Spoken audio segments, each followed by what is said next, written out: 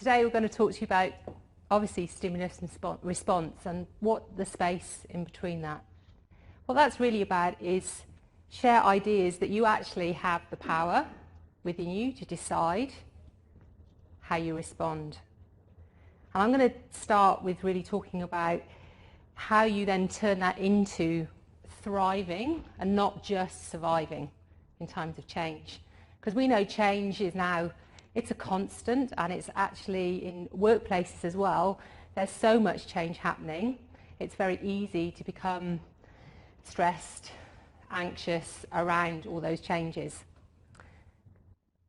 So I'm going to tell you a story. I'm going to tell you my story, my personal story. Take you back to August 2005. I was in the UK.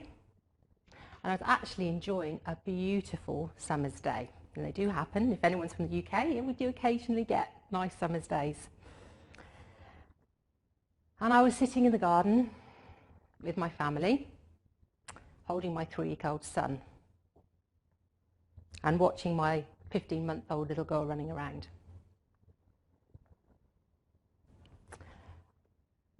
I then went on to a phone call with my manager.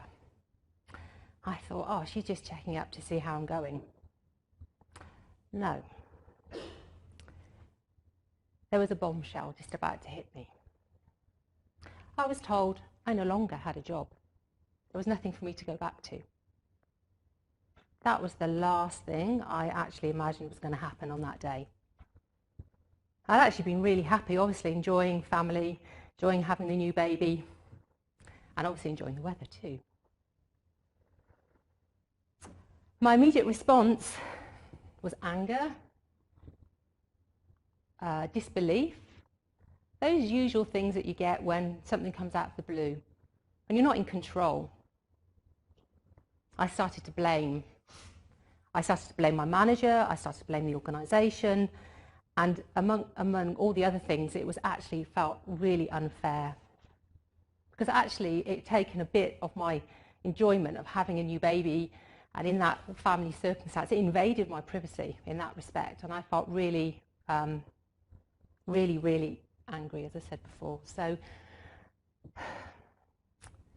that was 2005.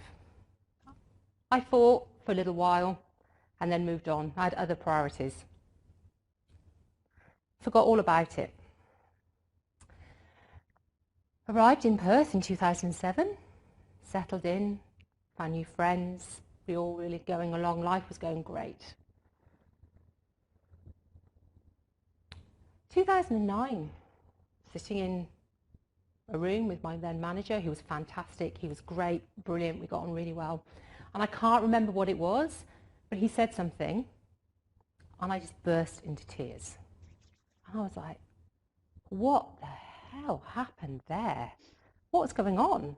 Everything's fine. Why did I suddenly cry? And he looked at me and was a bit scared too. He was thinking, oh, what have I got here? What's going on? And I just had to go home. I said, sorry, I need to go and find out what's happening. So I suppose I spent a couple of weeks thinking, okay, so how am I going to work out where that came from? What was that all to do with? And it made me realise it actually was what had happened 4 years previously. Suddenly, whatever he said, whatever that trigger was, triggered something in me that caused me to be really emotional. I thought, you know what, I can't afford to go through the rest of my life with that. There's something still there that needs to be sorted through. So I decided to look, and I thought, you know what, I didn't think I needed counselling. I wasn't feeling that level, but I really needed to explore what was happening. So I decided to go for some coaching. And actually, rather than one-on-one coaching, I actually decided to do some group coaching. So has anybody in the room ever done any group coaching? Yeah, a few nods, a few hands, yeah. It was a really safe environment, but very intensive, the way I did the group coaching. I had actually 8 full days, which were split into two groups of 4. Through that process of coaching, that group coaching environment, feeling safe, I actually started to uncover what some of my beliefs were, those values, the emotions, what had driven that response.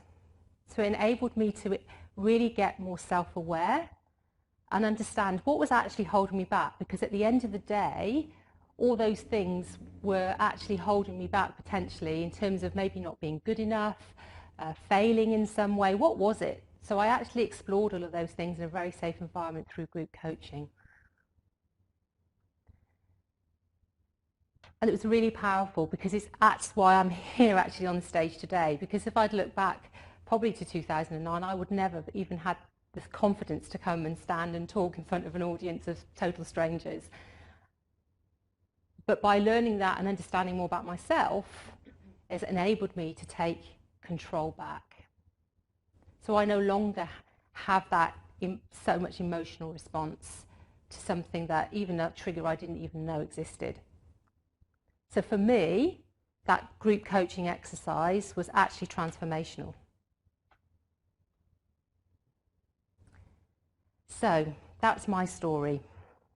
So what's that got to do with change resilience and thriving in an era of change?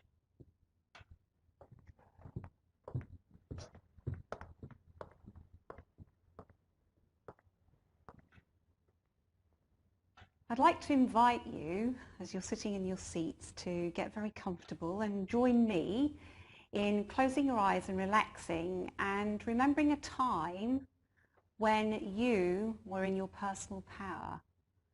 Thinking back to that time when everything seemed free and easy and you were in a flow state. And as you close your eyes, really tap into what you heard, what you were saying, what others were saying, and how you felt. And that feeling of being completely in your personal power, I want you to turn that up to a very high level so that you feel that power throughout your whole body, and it's resonating in every limb and every being of your cell. And as you remember that experience of being in your personal power, as you open your eyes, I want you to bring that moment of personal power as a resource into the room for exploring that space between stimulus and response.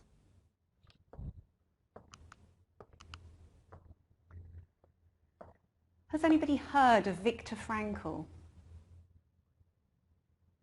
Yeah, so Man's Search for Meaning. This was a book he wrote which documents his time when he was a prisoner of war in a concentration camp in World War II. And that book documents in the first part his experiences of being in that camp and what he noticed about the stories that people were telling themselves and how that then impacted their ability to survive and thrive in that environment. And during his time there, he worked from a position of purpose, from that powerful personal space that he created within himself. And this quote really emphasizes how creating that space between something that's happening to you and your response to it, that's where your power lies. So what I'd like to do is I'd like to just explore some of the tools that we use as coaches and explain to you the experience you've already had as we've been speaking just in these very few minutes. So the first thing to remember about the ability to not only survive but thrive is that you always have a choice. When we work with people in a coaching environment, sometimes they say, I don't have a choice. And our response to that is, really? What if you did have a choice? Let's just imagine you've got a magic wand. What if you did have a choice? And then suddenly, because we've created that pause in that click-whir habitual response, they can come up with, actually, well, I suppose I could do this, or perhaps I could do that. And suddenly, in exploring that space between that event and the response, they realize that they do have true choices. Now, choices always have a consequence. So you always have to be aware of what the consequences of the choices are. And that's the other thing that we explore in coaching as well, It's understanding, okay, I've made this choice. What might be the potential consequences of that choice? So we explore that in that space in between. The key thing to remember is that when we're responding to something, or rather reacting to something, what we want to do is create that resourceful state. So in those couple of minutes, for those of you who joined in with that very, very brief, meditative, mindful thinking process, you've created a space for you to explore a resource within you. And in creating that space, you are able to respond. So responsibility is the ability to respond rather than react. So sometimes choice transpires as a choice between either or. And when we first start coaching people, or coaching with people I should say, we explore that initial thinking around, okay, well it's an either or. And then as we start to go deeper, as they trust the coaching process, as they trust you as their coach, they then start to explore some of the stories that they're actually telling themselves. And some of these stories might be positive and some of them might be negative. And what we really want to understand is, what are the positive stories that we can build on that then become a resource for you to actually take forward and make a different choice about what you're going to do. So when people say, for example, I don't have time to do that, that's a story that they're telling themselves. Perhaps what it really means is, that's not a priority for me now. And if you say that's not a priority for me now, what have you just done? You've made a choice. So understanding the stories that you're actually telling yourself enables you to take a different perspective. So in that space in between the stimulus and response, we're actually coaching so that you have a choice and you can reflect and develop that self-awareness about those stories that you're actually telling yourself. So in this very short presentation around stimulus and response, thinking about, as you sit there, the stories that you might be telling yourself, which ones could you change so that you do actually have a choice? So think back to Viktor Frankl. He had a choice about how he responded to that dreadful situation that he was in, and he chose to inhabit his personal power. So think about the stories that you're telling yourself and choose the stories that are actually going to give you your personal power. And in doing that, not only will you survive when things around you are changing, you'll actually have a resource so that you can thrive. What we do is we help people create those adaptive systems for change. And in coaching people either one-to-one or in groups, we actually help people learn what you don't learn in school. You don't learn that reflective self-awareness space in school typically. Some schools now are starting to teach that, but certainly when I was at school we didn't learn that. So what we do is we help people in organisations, we help individuals create that reflective space so that they develop that self-awareness.